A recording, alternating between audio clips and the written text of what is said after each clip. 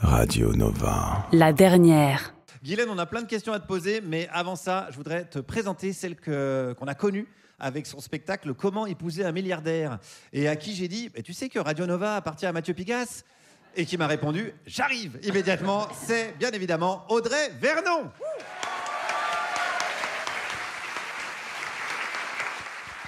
Merci, oh là là, je suis tellement contente d'être là. Un théâtre, un micro, une radio. J'ai été la première parmi vous à être virée d'Inter il y a 7 ans, juste avant Pierre-Emmanuel. Les autres, vous avez tardé. J'ai l'impression de faire une émission devant tous mes ex. Non pas qu'on ait tous eu une liaison, mais bon, on se connaît quand même très bien. Et quand tu passes un entretien d'embauche devant ta tante, c'est quand même que ton cercle professionnel, c'est un peu restreint. Et puis, c'est dur de vous surprendre. Alors, c'est l'histoire d'un milliardaire. Elle fait encore des blagues sur les milliardaires, Vernon.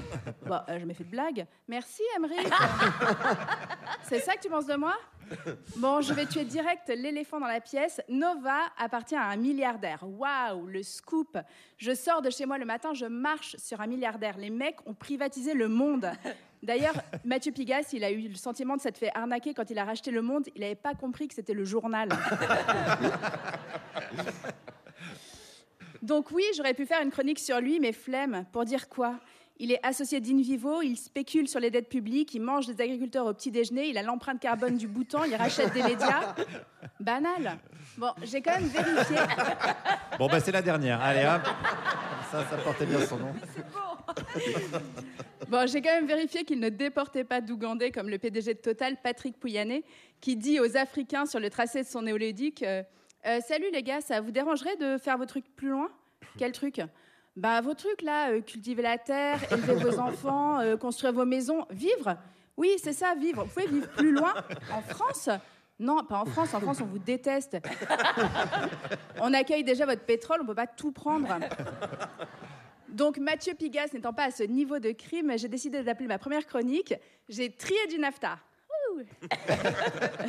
La semaine dernière, j'ai décidé de ranger ma maison, tout en écrivant « Comment épouser un milliardaire 2 », la suite de mon spectacle à succès. Oui, à succès. Depuis que j'écris sur les milliardaires, leur nombre a été multiplié par 5. Les 85 premiers sont plus riches que la moitié la plus pauvre de l'humanité, donc oui, succès. Et en travaillant sur le pétrole, bon, il va être drôle son spectacle, Aymeric. J'ai compris un truc dingue. Dans chaque baril de pétrole, il y a 4 litres de nafta. Et le nafta, on ne sait pas quoi en faire.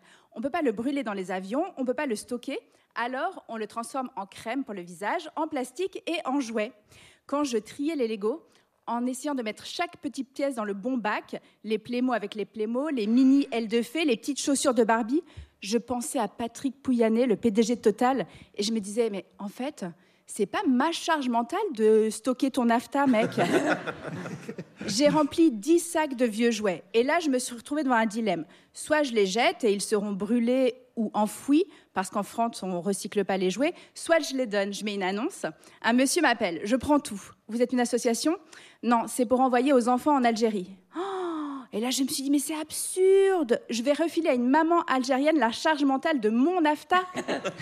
Et en plus, si ça se trouve, ce nafta, il a été extrait du pétrole algérien, puis il est allé au Laos pour être transformé en mini-téléphone Reine des Neiges, puis dans une pêche au canard, puis dans mon grenier. Et là, il va retourner à son point de départ après avoir eu l'empreinte carbone de Mathieu Pigasse. Et puis, une fois cassé, ce jouet, il va être brûlé ou enfoui. Il va polluer la terre, puis la chair des enfants algériens, puis la chair de mes enfants. Oui, parce que mes enfants mangent des enfants. J'étais tellement en colère contre Patrick Pouyanné. Alors, si cette maman algérienne nous écoute, désolée pour le cadeau empoisonné. Les Playmobil unijambistes, promis, je les ai gardés. Et la prochaine personne qui m'offre un truc en plastique, je la mets dans un avion pour l'Ouganda. Merci Audrey Vernon. Merci Audrey. Sois la bienvenue dans cette joyeuse troupe.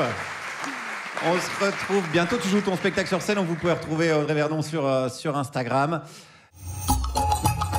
La dernière. Nova.